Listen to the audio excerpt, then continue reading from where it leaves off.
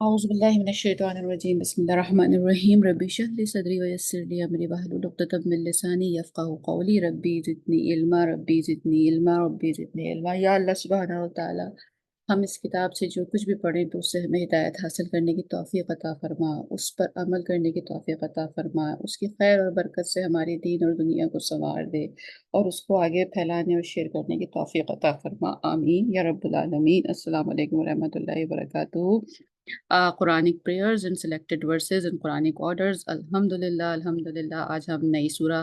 شروع کرنے جا رہے ہیں، سورہ الرعد۔ آج ہماری الحمدللہ سورہ الرعد شروع ہو رہی ہے۔ انٹروڈکشن اور پارٹ 1 اس میں آج ہم کور کریں گے اور کوشش کریں گے کہ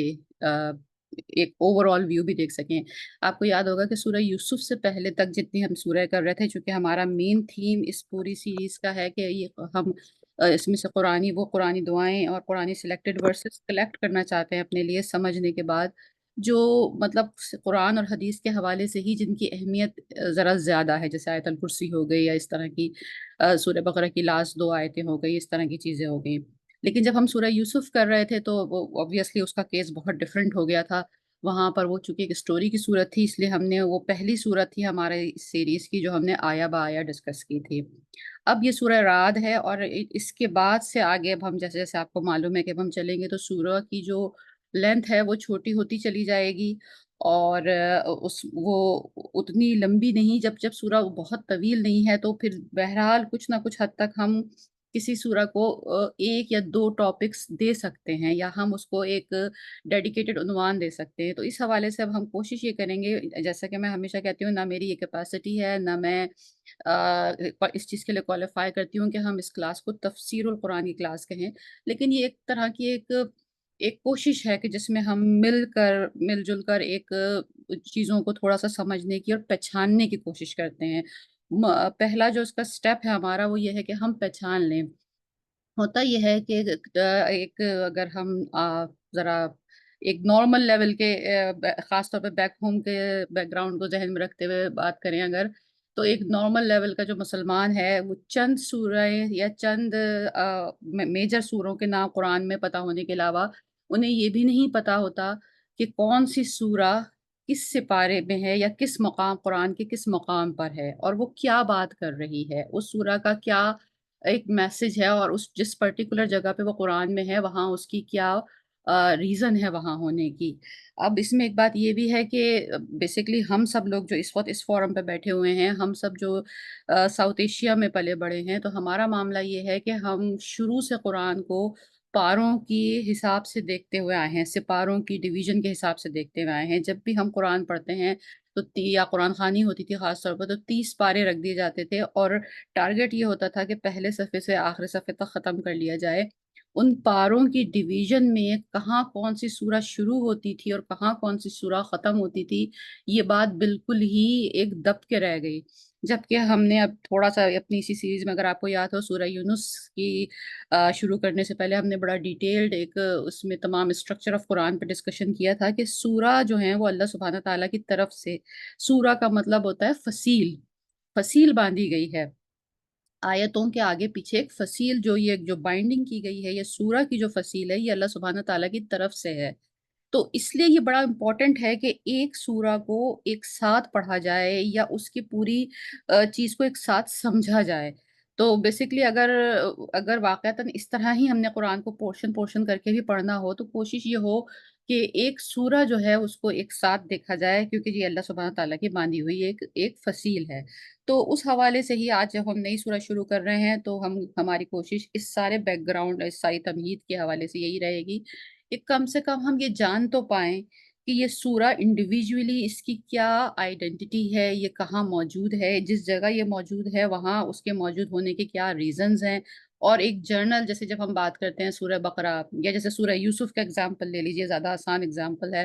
کہ سورہ یوسف کی جب بات کریں تو ذہن میں آتا ہے ہاں جی حضرت یوسف علیہ السلام کی سٹوری ہے۔ سورہ رحمان کی بات کریں تو یہ ایک ذہن میں آتا ہے، خیر ٹاپکس تو وہاں پہ بھی نہیں بہت زیادہ پتہ چلتے، لیکن ایک بات ذہن میں یہ آ جاتی ہے کہ ہاں وہ ایک ردم ہے وہاں پر۔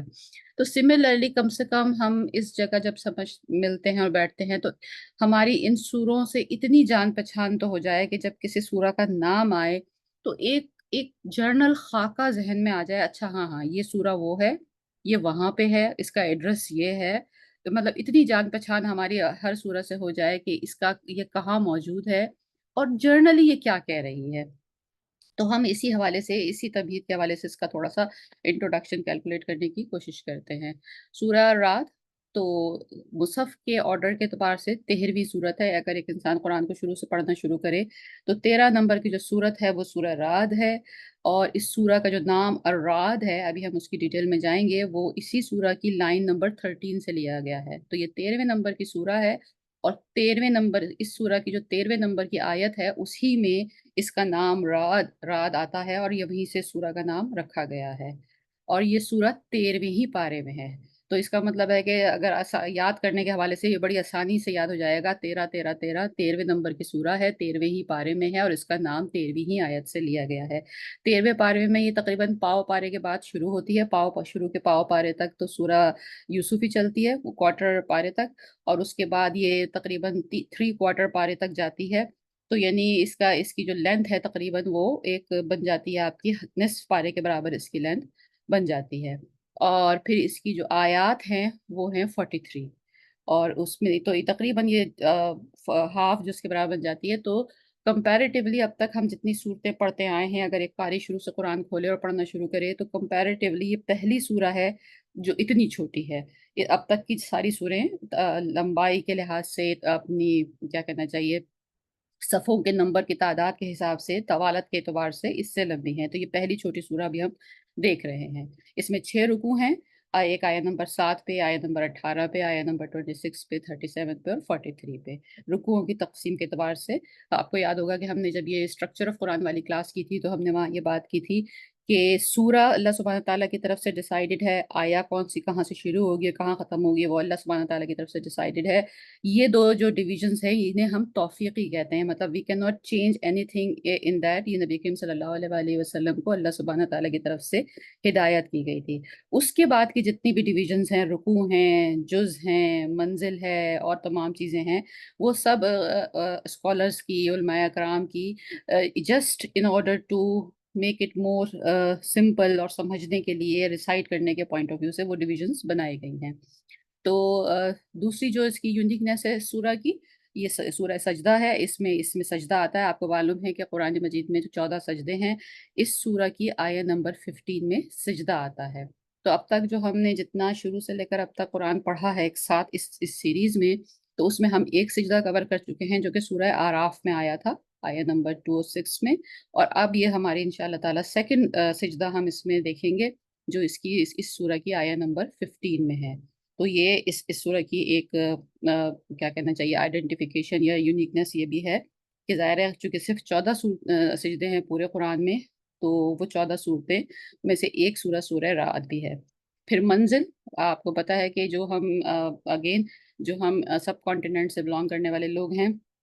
वहाँ मंज़िल का ये कॉन्सेप्ट ज़्यादा पाया जाता है। जो कुरान इंडिया, पाकिस्तान, बांग्लादेश में प्रिंट होते हैं, वहाँ पर आपको ये मंज़िल ज़्यादा प्रोमिनेंट नज़र आती है बनिस्बत दूसरे किसी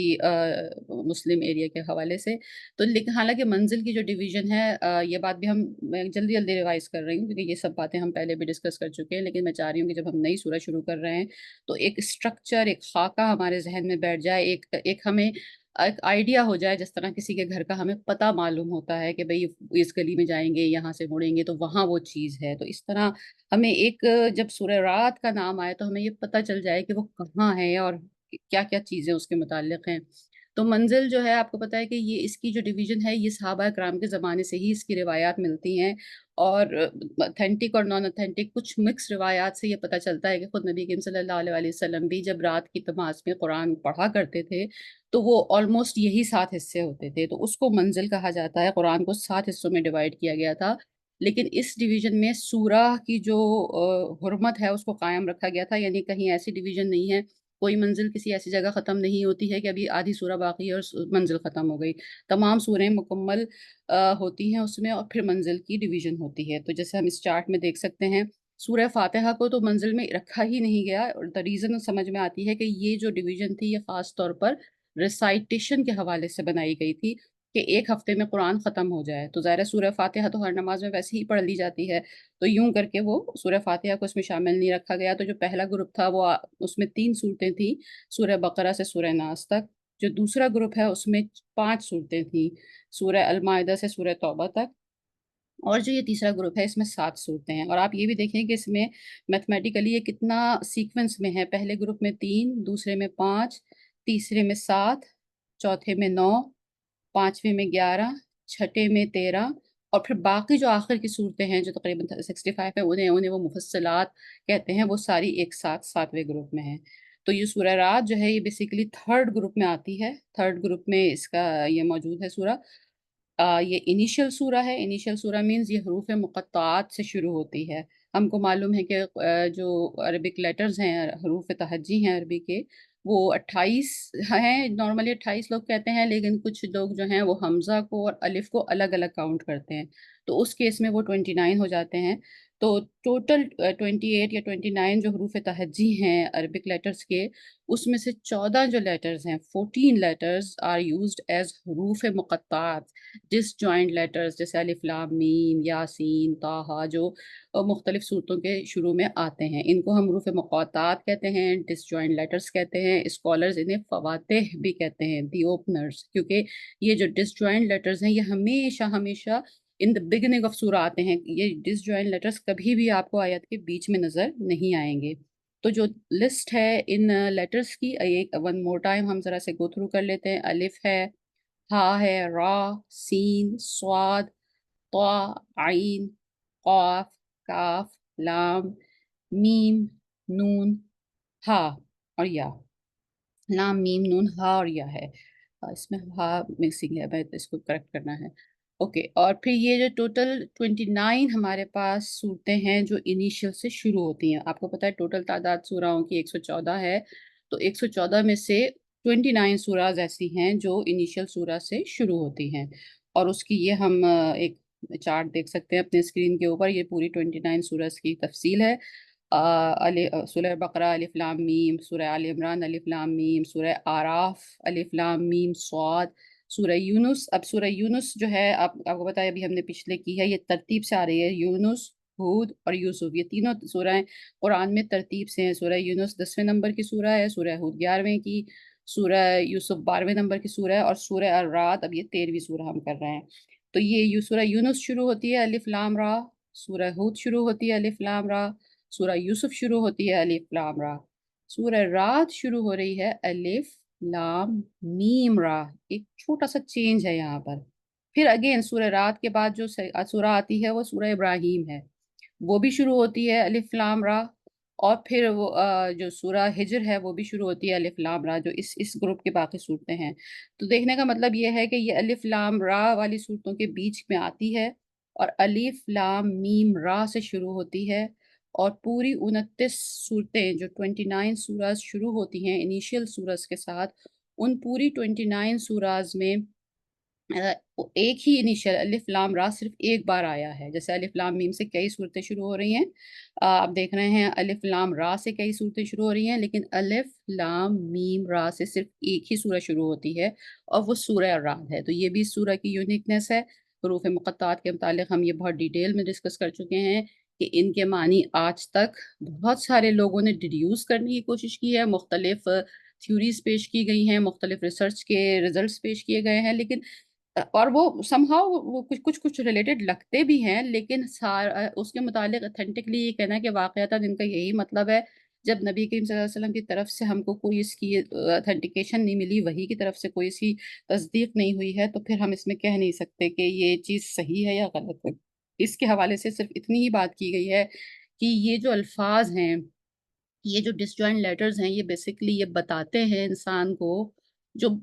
کہ سب کچھ جاننے کے باوجود بھی وہ ان باتوں اس کا مطلب نہیں جانتا، چند لیٹرز کا مطلب وہ نہیں جانتا، تو اس کا مطلب یہ ہے کہ اس کی جو نالج ہے، اس کی جو گرفت نالج کے اوپر ہے، اور اس نالج کے اوپر جو انسان کو اکڑ یا غرور یا ایک وہ پیدا ہوتا ہے، تو وہ یہ جان لے کہ وہ تو چند بیسک لیٹرز جو اس نے سب سے پہلے پڑھنے سیکھے تھے، ایک انسان جب پڑھنا لکھنا سیکھتا ہے تو سب سے پہلے اس کو الفابیٹ سکھائے جاتے ہیں، تو چند الفابیٹس کا وہ کوڈ ہی نہیں معلوم کر سکتا، تو اس سے آگے اس کی کیا حیثیت ہے اس کے علم کی اور نالج کی، یہ اسکالرز نے ایک ڈرائیو کیا ہے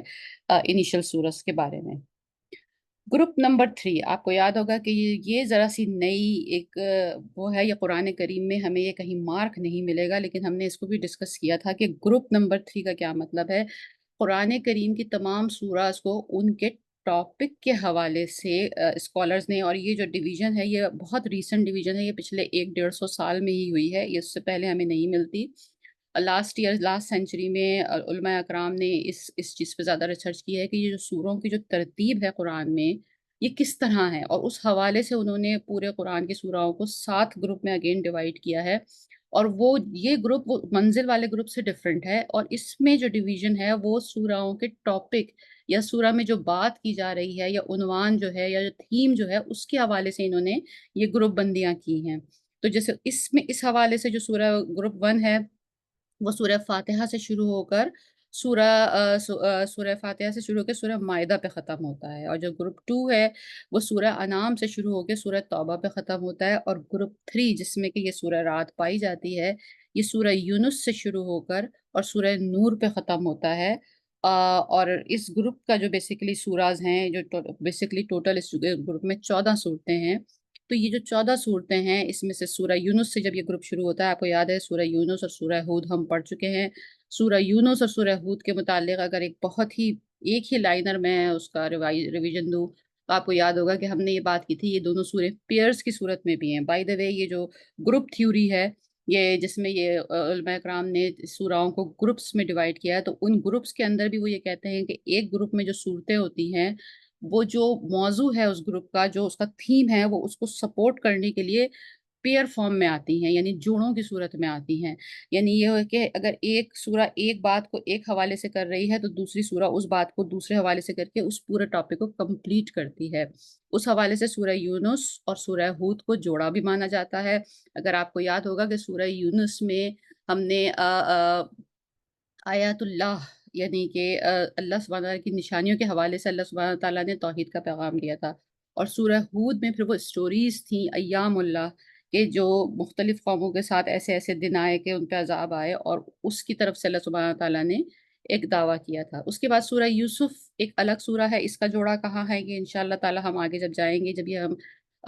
ہمارا گروپ ختم ہوگا ہم اسے پھر ڈسکس کریں گے۔ اس کے بعد اب یہ تیسری سورہ آتی ہے سورہ رعد، تو یہ اس کی جگہ ہے قرآن کریم میں اور گروپ کی ڈیفینیشن کے اعتبار سے۔ What is the meaning of its نیم؟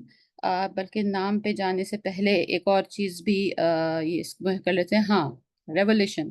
مکی ہے یا مدنی ہے؟ یہ سورہ مکی ہے یا مدنی ہے؟ تو بیسیکلی بات یہ ہے کہ یہ سورہ جو ہے، ایک سیکنڈ،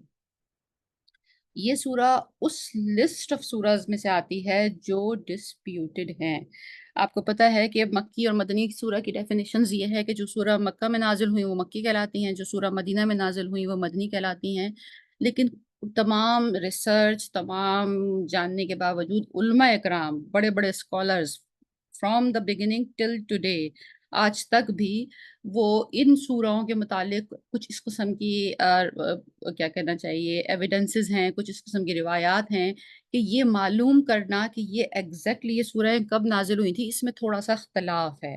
تو وہ سورہیں جو ہیں وہ بیسکلی ان کی باقاعدہ ایک لسٹ ہے، وہ 12 صورتیں ہیں جن کے متعلق آپ کو مختلف مصحف میں ڈپینڈ کرتا ہے کہ وہ دنیا کے کس مسلم ملک میں پرنٹ ہوا ہے۔ آپ ان سورہوں کی جب شروع ہوتی ہے نا قرآن میں، تو آپ دیکھتے ہیں مصحف میں وہاں پہ لکھا ہوتا ہے مکی سورہ یا مدنی سورہ،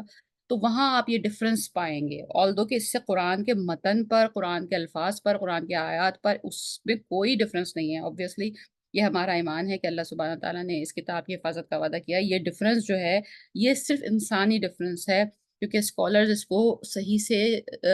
نکال نہیں، ان کا جو ایک ڈبیٹ ہے اس کے اوپر، اور وہ بڑی بڑی ریزنیبل ڈبیٹ ہے۔ اگر میں اس بات پہ ہی چلی جاؤں تو ہمارا سارا سیشن اس پہ ہی نکل جائے گا۔ اس پہ میں نے جتنا کچھ پڑھا ہے، کیونکہ اسکالرس نے بہت ساری نشانیاں بتائی ہیں، بہت ساری نشانیاں بتائی ہیں کہ بھئی یہ اگر نشانیاں ہوں تو یہ سورہ مکی ہوگی، اور اگر یہ نشانی ہو تو یہ سورہ مدنی ہوگی۔ لیکن اس کے باوجود یہ 12 سورہ کے لسٹ جو آپ اسکرین پہ دیکھ رہے ہیں، سورہ فاتحہ پہلے نمبر پہ اور سورہ رعد دوسرے نمبر پہ ہے اس میں۔ इनके मुताल्लिक़ यही आपको किसी कुरान में ये मक्की लिखी हुई मिलेंगी और किसी कुरान में ये आपको मदनी लिखी हुई मिलेंगी। बहुत सारी, जैसे मैंने कहा कि बड़ी साइंस है इसमें, बड़ी रिसर्च है हमारे पुराने स्कॉलर्स की। और जब इस किस्म की किसी भी चीज़ के लिए रिसर्च करनी पड़े तो ये देखकर इंसान को एहसास होता है कि जो हमारे पुराने स्कॉलर्स थे उन्होंने कितने उस ज़माने में कितने साइंटिफिक तरीके से रिसर्च करके ये तमाम किताबें लिखी, ये हदीसी किताबें, ये उलूमुल कुरान, ये तमाम चीज़ों में उनका कितना काम था। जबकि उस ज़माने में तो ये कंप्यूटराइज़ सिस्टम भी नहीं था। हर चीज़ हाथ से लिखी जाती थी और एक चीज़ जो एक दफ़ा लिख दी गई उसको मिटाना या दोबारा से एडजस्ट करने का मतलब था कि पूरी किताब दोबारा से लिखी जाए। तो एक जो मैं लेकिन यहाँ पर आपको एक जो की है उसकी निशानियों में से जो बहुत ही मोटी निशानी है, वो मैं मेंशन कर देती हूँ कि उलमा का ये एक ग्रुप ऑफ उलमा का ये इस बात पे एग्रीमेंट है कि जो सजदे की जो सूरतें हैं वो सारी मक्की सूरतें हैं। तो सूरह रात के अलावा, यानी हमने बताया अभी तक 14 सजदे आए हैं, तो 14 सजदों में से जो 13 सजदे हैं वो सारी कन्फर्म मक्की सूरतें हैं। अब सिर्फ़ सूरह रात के पे ये डिबेट है कि वो मक्की है या मदनी है, तो इसलिए वो उन स्कॉलर्स का ये है कि जब सारी ही सूरतें अल्लाह सुब्हाना तआला ने मक्की सूरतों में सिजदे आए हैं, तो यहाँ पर भी ये मक्की ही सूरत होनी चाहिए। और वैसे इसका जो अब हम जब पढ़ेंगे और हम देखेंगे कि जो इसका जो मतन है, जो इसमें जो बात की जा रही है, वो मौज़ू भी बहुत क्लोज़ है मक्की सूरतों के से के टॉपिक से, उसके स्टाइल से as compare to the Madani सूराज़। तो एक चीज़ तो ये आ गई। अब उसके बाद हम आते हैं नाम के ऊपर।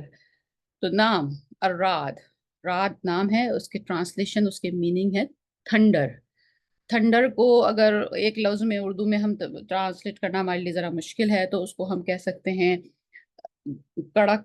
चमक, गरज, गड़गड़ाहट। यानी जब बादल आपस में टकराते हैं तो बड़े ज़ोर की एक गड़गड़ाहट पैदा होती है, उससे बिजली चमकती है, तो बिजली की चमक होती है, फिर चमक से कड़क होती है। इस सारे को इंग्लिश के तो एक लफ्ज़ थंडर में बयान किया जा सकता है, लेकिन हमारे लिए इसके अर्राद का मतलब ये सब चीज़ों में अर्राद है। तो इस नाम से, सूरा के इस नाम से ही हम कुछ चीज़ें अपने लिए डिड्यूस कर सकते हैं। अगर से कि ये बात हम पहले कई बार कर चुके हैं कि रात जो है कि किसी भी सूरा का जो नाम है वो उसके टॉपिक की रिप्रेजेंटेशन नहीं होता, सिवाय सूरह यूसुफ के, जो कि एक यूनिक केस है। और जिसके लिए हम एग्ज़ाम्पल ये देते हैं कि बकरा जो है वो उसका मतलब है काऊ। तो इसका मतलब ये नहीं है कि उस पूरे ढाई सिपारे की सूरह में हमने कुछ काऊ से मुताल्लिक़ ही ज़िक्र किया। हाँ, ये ज़रूर है कि एक उसमें किस्सा गाय का, जो बनी इसराइल की गाय थी, वो आया ज़रूर है। तो मतलब वो रिप्रेजेंटेशन नहीं है, वो सिर्फ़ एक बस नाम रख दिया है ताकि पहचान सकें कौन-सी सूरह कौन-सी है। लेकिन जैसा कि एक हमने अभी देखा कि ये सूरह बहुत लंबी सूरह नहीं है, 43 टोटल आयात हैं और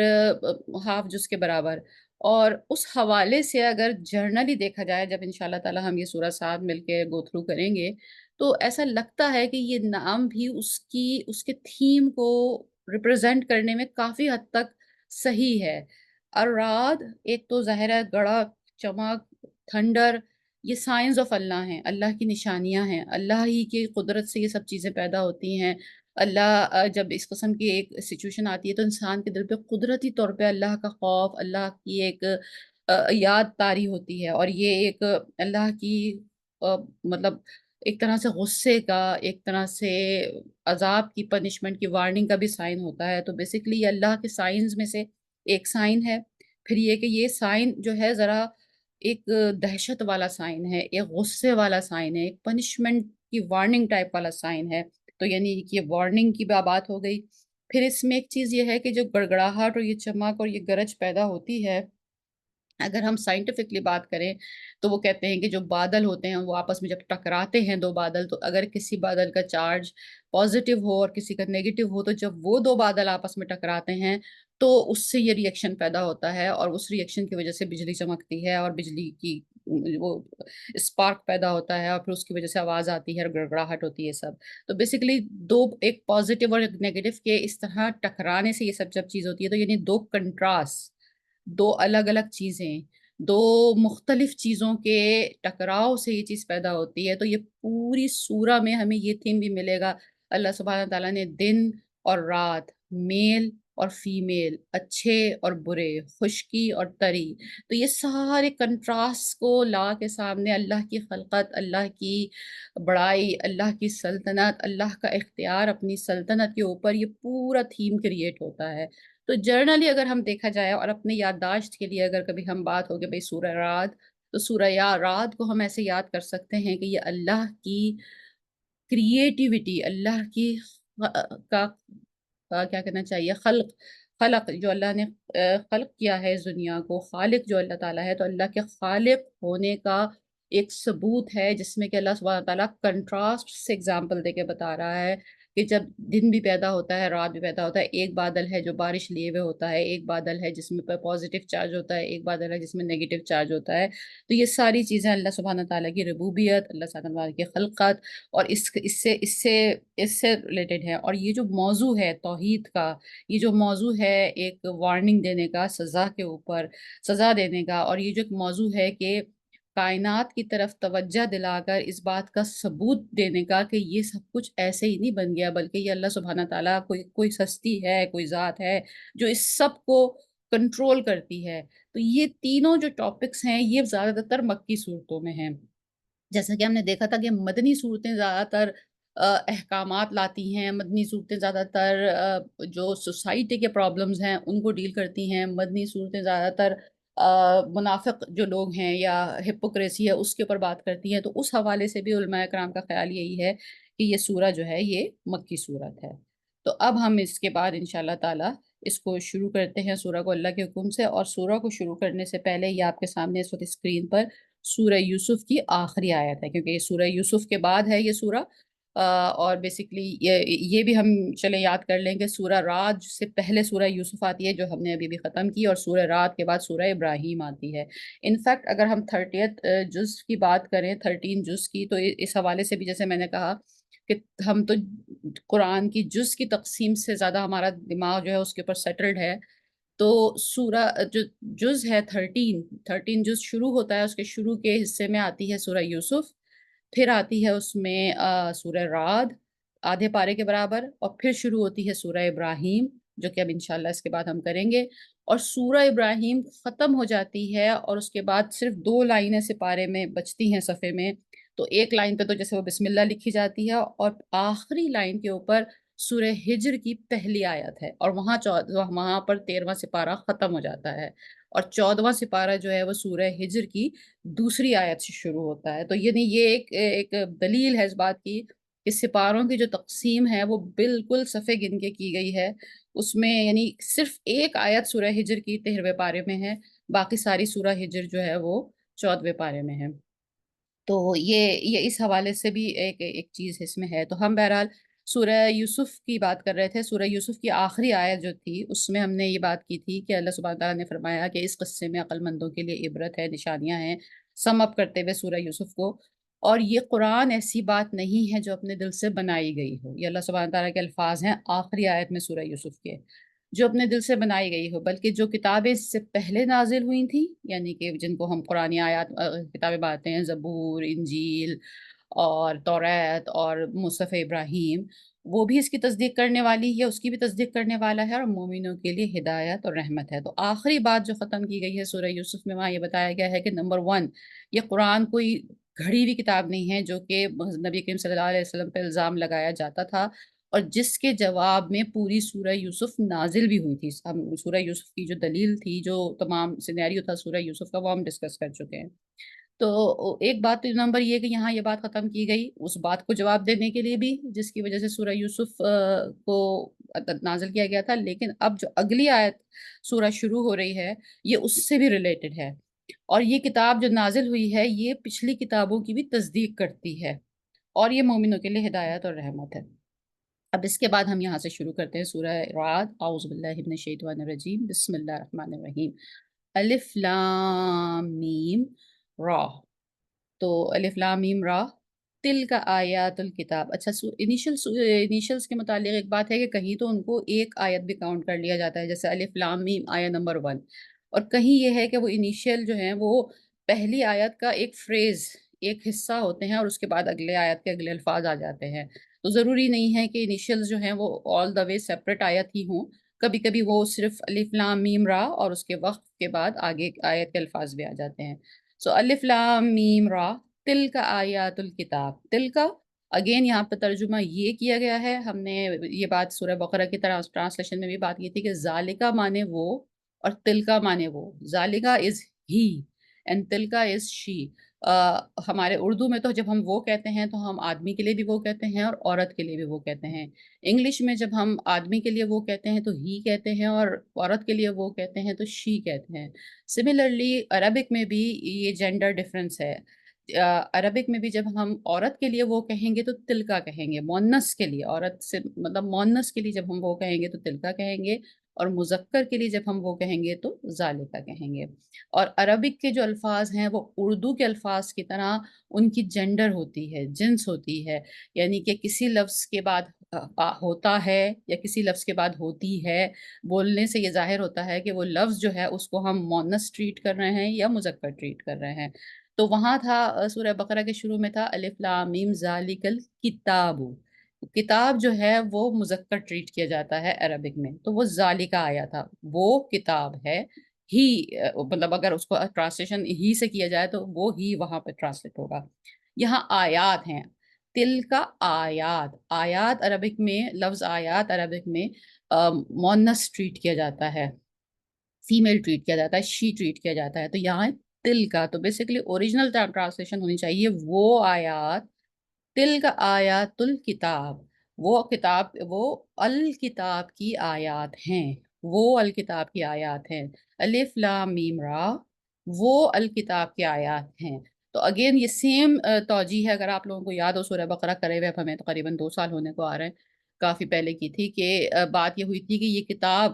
کتاب سے ہمارے ذہن میں فی وقت جب ہم سب لوگ بات کر رہے ہیں کتاب کی تو ہمارے ذہن میں ایک کتاب آتی ہے جس میں کور چڑھا ہوا ہے، جلد ہے، اوپر ایک اس کا کور ہے، پیچھے اس کا ایک بیک ہے اور بیچ میں صفحے ہیں، اور یہ اس کو کتاب کہتے ہیں. اگین ہمیں اپنے ذہن میں اس چیز کو ریوائز کرنا چاہیے کہ جس وقت یہ آیت نازل ہوئی نبی کریم صلی اللہ علیہ وآلہ وسلم پر، جس وقت اس سے پہلے کی آیتیں نازل ہوئیں، اگر ہم جیسے کہ میں نے ابھی بیان کیا کہ اس سورہ کے متعلق تھوڑا سا علماء اکرام میں ایک ڈبیٹ ہے کہ یہ سورہ مکی ہے یا مدنی ہے. جو علماء اکرام اس کو مکی مانتے ہیں، جس میں کہ مولانا مودودی اور ڈاکٹر شاہ احمد اور یہ تمام بھی شامل ہیں، ابھی فی جدید زمانے کے علماء بھی، تو ان کے حساب سے یہ سورہ سورہ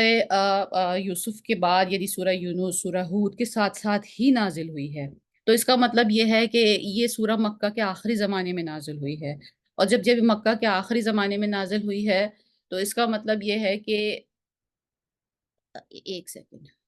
جب یہ مکہ کے آخری زمانے میں نازل ہوئی ہے یہ سورہ، تو اس کا مطلب یہ ہے کہ ابھی سورہ بقرہ تو ابھی نازل نہیں ہوئی ہے. ٹھیک ہے، سورہ بقرہ تو ابھی دیر ہے اس کے نازل ہونے میں، سورہ بقرہ کے، یہ سورہ بقرہ سے پہلے نازل ہوئی ہے. اور دوسری بات اس میں جو جو پوائنٹ میں کہنا چاہ رہی تھی وہ یہ تھا کہ کتاب،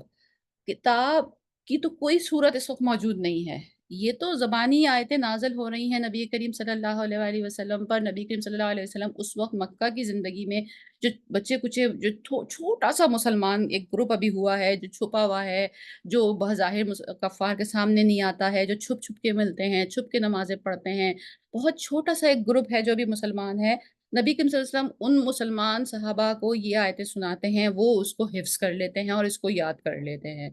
کتاب، کاغذ والی کتاب کا کوئی تصور نہیں ہے اس وقت. اس کے بعد جب ہم مدینے بھی تشریف لے جاتے ہیں تو وہاں پر بھی کچھ اتنی ترقی ہو جاتی ہے کہ اس کے بعد جو صحابہ اکرام ہیں، خاص طور پہ جو اصحاب صفا ہیں، تو جو آیتیں نازل ہوتی ہیں، جس کے پاس جتنا پرچہ ہوتا ہے وہ اس پہ کچھ لکھ لیتا ہے، کسی اور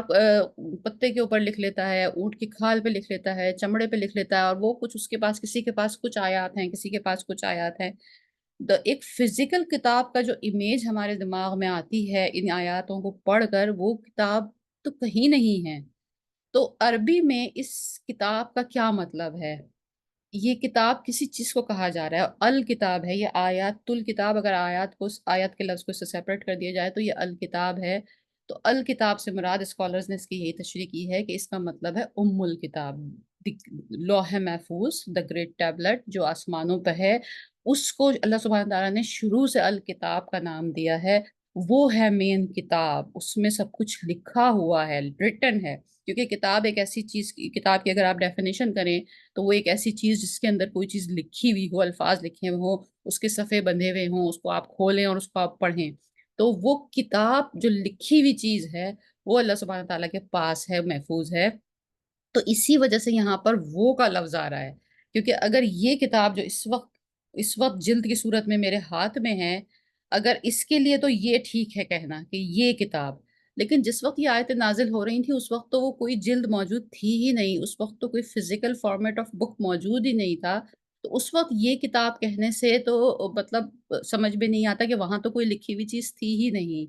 تو بیسیکلی اس کا مطلب یہ ہے کہ وہ کتاب جو اوپر لوح محفوظ میں موجود ہے، تل کا آیات الکتاب، یہ آیات جو نبی کریم صلی اللہ علیہ وسلم پہ نازل کی جا رہی ہیں، کہ اس لوح محفوظ یعنی اس کتاب جس میں کہ تورات بھی ہے، جس میں کہ انجیل بھی ہے، جس میں کہ زبور بھی ہے، جس میں مصحف قرآنی بھی ہیں، جس میں شاید ہم سب کی ڈیسٹینیشنز بھی ہیں، اور جس میں آسمان و زمینوں کی پوری ایک کائنات کی تخلیق کا سارا بلو پرنٹ ہے، وہ کتاب ہے، اور یہ اس میں سے ہی آیتیں آئی ہیں۔ لہٰذا یہاں پہ وہ کا جب ہم ترجمہ کرتے ہیں تو پھر وہ سلیکٹ ہو جاتا ہے، لیکن اس کو صحیح صحیح ہو جاتا ہے کہ یہ آپ کے ہاتھ کی، یہ کا مطلب ہوتا ہے قریب کی چیز، اور وہ کا مطلب ہوتا ہے دور کی چیز۔ تو وہ آیات کتاب کی ہیں، اس کا صحیح ایک صحیح جو ایک امیجنیشن ہوگی وہ یہ ہوگی، تل کا آیات الکتاب، یہ وہ آیات، جو آیات ہیں یہ اس کتاب کی ہیں، تل کا آیات الکتاب، یہ اس کتاب کی آیات ہیں، والذی، اور جو انزلہ الیک من ربک، اور جو نازل کیا ہے آپ کی طرف، آپ کے رب کی طرف سے، یعنی آیات جو ہیں اس لوح محفوظ کی ہیں جس لوح محفوظ میں سب کچھ ہے، اور جو کچھ آپ کو نازل کیا گیا ہے من ربک، آپ کے رب کی طرف سے، یعنی یہ قرآن جو آپ پہ نازل کیا گیا ہے، یعنی ساری الکتاب نبی کریم صلی اللہ علیہ وسلم پہ نازل تو نہیں کی گئی، نبی کریم صلی اللہ علیہ وسلم کو الکتاب میں سے جو حصہ دیا گیا ہے اس کو قرآن کہا گیا ہے، اور وہ جو قرآن آپ کے اوپر نازل کیا گیا ہے، یہ کتاب اور وہ کتاب، یہ سب الکتاب کا حصہ ہیں۔ الحق، اور یہ حق ہے، ولیکن اکثر الناس لا یؤمنون، اور اس میں سے اکثر لوگ ایمان لانے والے نہیں ہیں۔ یہ جو فریز ہے نا، ولیکن اکثر الناس لا یؤمنون، ہم اکثر آیات کے آخر میں پڑھتے ہیں، اور اگین دو باتوں کو ہم ریوائز کرتے جائیں، اگین اینڈ اگین میں بار بار ریپیٹ کرتی ہوں کہ جب بھی کفر اور ایمان کے الفاظ قرآن میں آتے ہیں تو جنرل کانسیپٹ یہ آتا ہے کہ جیسے یہاں پہ یہ بات آ رہی ہے کہ جو اکثر لوگ ایمان نہیں لائیں گے تو ہم سوچتے ہیں کہ یہ کافروں کی بات ہو رہی ہے، یا جب کو ہوتا ہے کہ یہ لوگ کافر ہیں تو ہم سوچتے ہیں یہ وہ لوگ ہیں جو جنہوں نے اسلام نہیں لایا اور جو مسلمان نہیں ہوئے، جنہوں نے کلمہ نہیں پڑھا۔ ایمان اور کفر کی جو ٹرمز ہیں قرآن میں وہ بار بار بار بار بار بار ریپیٹ ہوئی ہیں، اور ایمان بھی انسان کا، کسی شخص کا محض کلمہ پڑھ لینا اس کے مسلمان ہونے کی نشانی ہے، اس کے مومن ہونے کی نشانی نہیں ہے۔ ایمان جو ہے وہ فلکچویٹنگ چیز ہے، وہ کبھی اوپر ہوتا ہے، کبھی نیچے ہوتا ہے، کبھی زیادہ بڑھ جاتا ہے، کبھی کم ہو جاتا ہے، اور ایک شخص جس نے کلمہ پڑھ رکھا ہو لیکن جس لمحے وہ کوئی ایسی چیز کرتا ہے جو منع ہے اللہ سبحانہ تعالیٰ کی طرف سے، جو غلط ہے اللہ سبحانہ تعالیٰ کی بنائی ہوئی ہدایات کی طرف سے، تو اس لمحے وہ ڈینائل میں ہوتا ہے، ڈینائل مطلب منع کر رہا ہوتا ہے، اور وہ ڈینائل ہی کفر ہے، تو یعنی اس لمحے وہ کفر کی حالت میں آ جاتا ہے، لیکن پھر وہ اس چیز کو جب مان لیتا ہے تو اس کا ایمان بڑھ جاتا ہے۔ تو یہ ایمان، اکثر لوگ ایمان نہیں لاتے کا مطلب ہے ہم سب لوگ جو مسلمان تو ہیں، لیکن اگر ہمارا ایمان اس بات پر ہو کہ یہ اتنی بڑی بڑی چیزیں، اتنی کائنات کا مالک اللہ ہے، تو پھر ہمارا مالک، پھر ہماری کیا حیثیت ہے، اور ہماری زندگی کے مسئلوں کی کیا حیثیت ہے، اور ہمارے تمام فیصلے جو ہیں وہ اس میں اگر ہم یہ سوچیں کہ نہیں ہمیں تو کوئی غیبی مدد نہیں مل سکتی، ہمارے مسئلے تو حل نہیں ہو سکتے، تو یہ ساری چیزیں بیسکلی ہم کو ایمان کے دائرے سے اس وقت نکال دیتی ہیں، کیونکہ اللہ سبحانہ تعالیٰ فرما رہے ہیں کہ جب میں اتنی بڑی بڑی چیزیں کر سکتا ہوں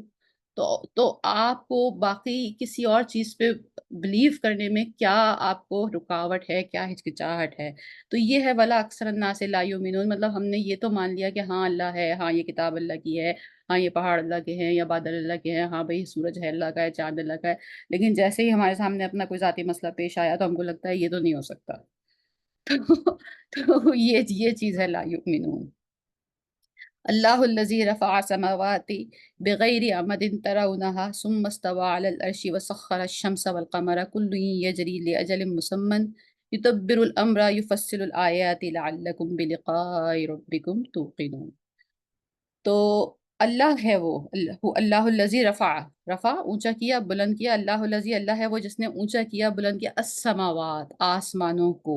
बिग़ैरि अमदिन बगैर सतूनों के। अच्छा अब ये यहीं तक रुक जाते हैं। अमद सतून, सतून माने पिलर्स, पिलर्स के बगैर आसमानों को ऊँचा किया। कुरान करीम में ये मौज़ू कई दफ़ा आया है और इस मौज़ू से, इस टॉपिक से, इस अल्फ़ाज़ से ये बात साबित होती है कि आसमान ज़ाहिर है पिलर्स किसी चीज़ को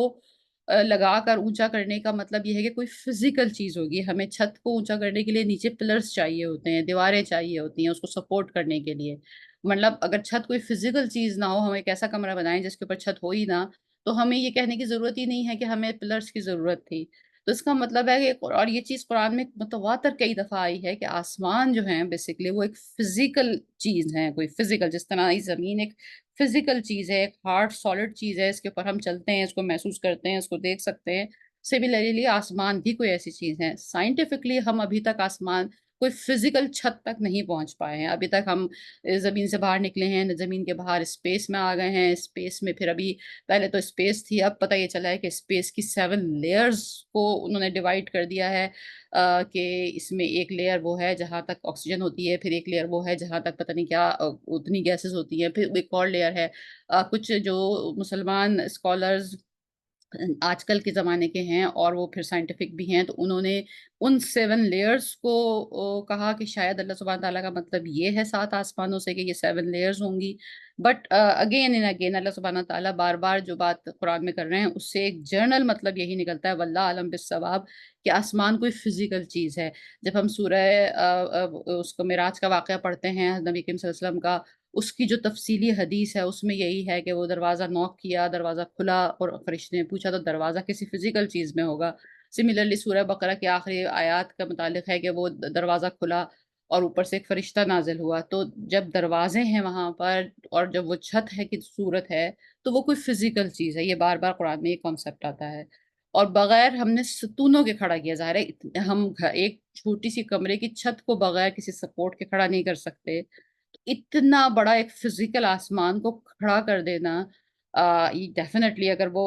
फ़िज़िकली अभी हम वहाँ पहुँचे भी नहीं, लेकिन अगर उस चीज़ को खड़ा कर दिया है, तो वो फिर वो कितनी बड़ी हस्ती होगी।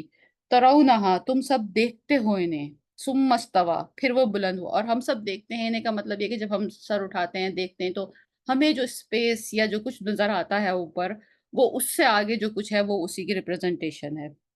सुम्मस्तवा फिर वो बुलंद हुआ यानी अल्लाह सुब्हान तआला खुद बुलंद हुआ अलल अर्श, अर्श के ऊपर। अब ये जो बार-बार ये वाली आयत भी कई बार सूरह बकरा में भी रिपीट हुई है और भी कई जगह रिपीट हुई है। ये क्या फिनोमेना है, इसकी फिज़िकली क्या इमेजिनेशन है, ये इंसान की दिमाग की सोच से परे है। इसी तरह की चीज़ों के बारे में सवाल करने से नबी करीम सल्लल्लाहु अलैहि वसल्लम ने भी मना फरमाया है क्योंकि ये एक ऐसी बात है कि इसको हम अभी सोच ही नहीं सकते। इसको हम अभी किसी तरह ग्रास्प भी नहीं कर सकते कि कैसे अल्लाह सुब्हाना तआला की एक हस्ती होगी, वो किस तरह बुलंद हुई होगी, वो किस तरह अर्श के ऊपर मुतमक्किन हुई होगी। मतलब ये कोई एक हमारे पास जो कॉन्सेप्ट है वो सिर्फ़ एक इंसान का है कि एक इंसान उठे और वो एक किसी तख़्त पे जाकर बैठ जाए, किसी ऊँचे मुकाम पे उसका तख़्त हो, हमारी इमेजिनेशन बस यहीं तक है। तो लिहाज़ा इस तरह की चीज़ों के लिए नबी करीम सल्लल्लाहु अलैहि वसल्लम का ऐसी आयत के लिए है कि जैसे मुहकमात और मुतशाबिहात के ये सिर्फ़ मतलब इंसान के लिए रखी गई हैं कुरान में कि वो उस पर ईमान लेकर आए। और मुतशाबिहात के मामले में भी मामला ये है कि जैसे-जैसे वक़्त गुज़रता है कि बहुत सारी आयतें जो खुद नबी करीम सल्लल्लाहु अलैहि वसल्लम के ज़माने में साइंटिफिकली मुतशाबिहात में से शामिल होंगी में शायद, लेकिन वो अब क्लियर हैं। जैसे कि एक आयत हम अभी भी पढ़ने वाले हैं, नेक्स्ट आयत।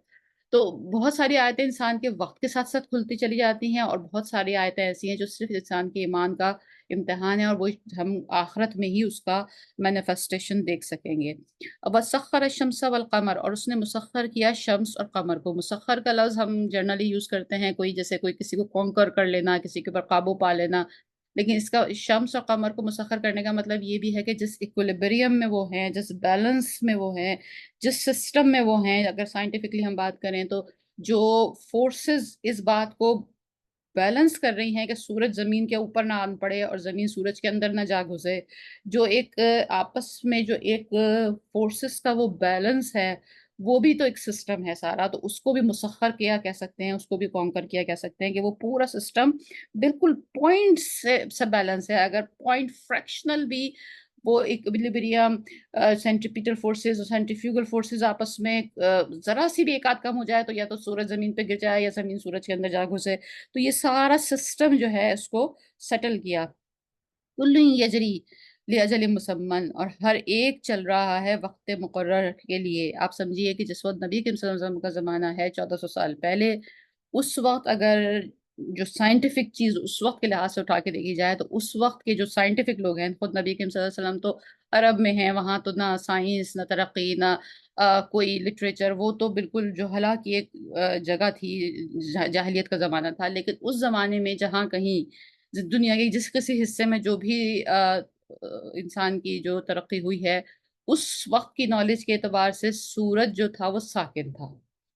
اور زمین اس کے گرد گھومتی تھی۔ بہت بعد میں گلیلیو نامی ایک سائنسدان آیا اور اس نے کہا کہ نہیں، زمین جو ہے وہ گھومتی ہے سورج کی، وہ سورج کی سوری سورج جو ہے وہ زمین کے گرد گھومتا تھا، پہلے وہ لوگ یہ سوچتے تھے، لیکن اس نے کہا کہ نہیں، سورج جو ہے وہ ساکن ہے اور زمین گھومتی ہے۔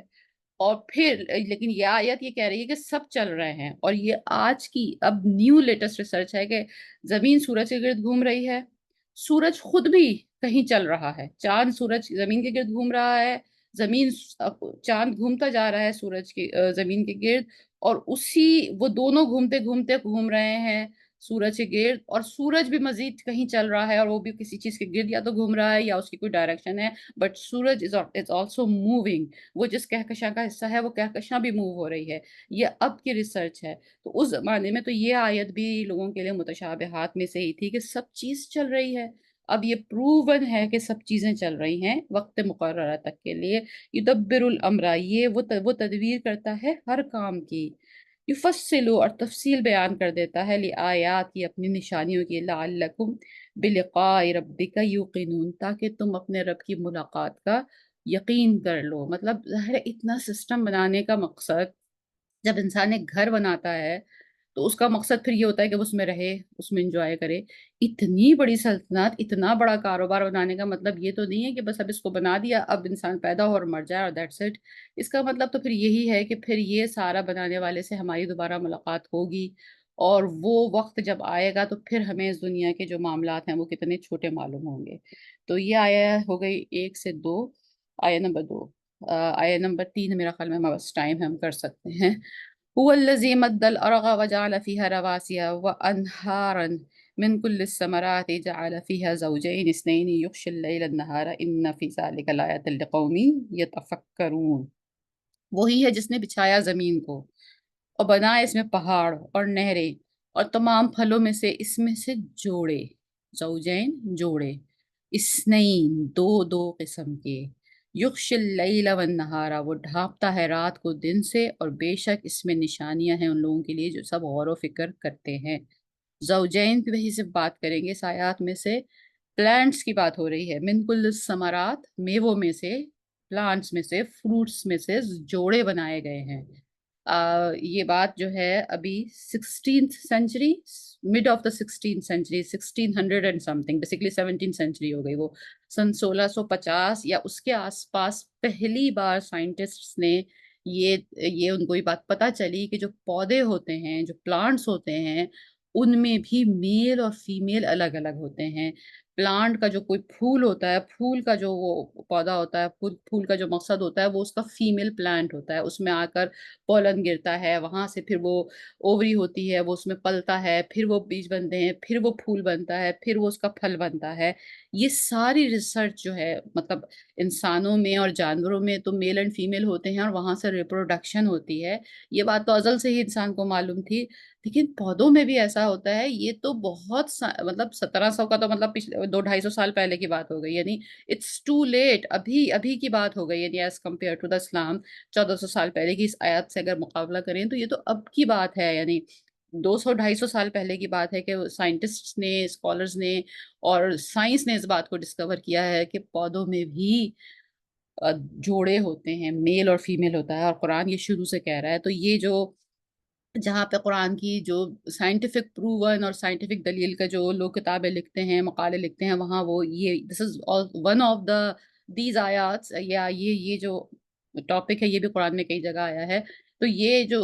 ایک ایویڈنس ہے یہ بھی یوز ہوتی ہے سائنٹیفکلی، کہ جس وقت یہ آیتیں نازل ہوئی ہیں اس وقت کے لوگ تو خیر وہ جس علاقے میں جس جگہ نازل ہوئی تھی ان کا تو خیر کوئی حال ہی نہیں تھا، لیکن اگر دنیا کے کسی حصے میں بھی اس وقت کوئی سائنٹیفک ترقی ہو رہی تھی تو وہ لوگ یہ ہرگز نہیں جانتے تھے کہ پودوں میں بھی میل اینڈ فیمیل ہوتے ہیں، اور یہ اللہ سبحانہ تعالیٰ نے 1400 سال پہلے قرآن میں بیان فرما دیا تھا۔ تو اس کا مطلب یہی ہے کہ یہ سچ ہے، یہی اس کا مطلب یہی ہے لآیۃ لقوم یتفکرون، کہ واقعتاً یہ کہیں اسی ایسی ریسورس سے یہ انفارمیشن آ رہی ہے جس کے پاس سب حق اور سچ باتیں موجود ہیں۔ وفي الأرض وفي الأرض قطاع متجاورات وجنات من أعناب وزرع والنخيل وسنوان وغير سنوان يسقى آه، يسقى بماء واحد ونفصل بعضها على بعض في الأكل إن في ذلك لآية لقوم يعقلون۔ جلدی سے اس کو ٹرانسلیٹ کر لیتے ہیں۔ اور زمین میں ٹکڑے ہیں ایک دوسرے سے ملے ہوئے، اور باغات جنات باغات ہیں انگوروں کے، اور کھیتیاں ہیں اور کھجوروں کے درخت ہیں، سنوان زیادہ تنوں والے، وغیر سنوان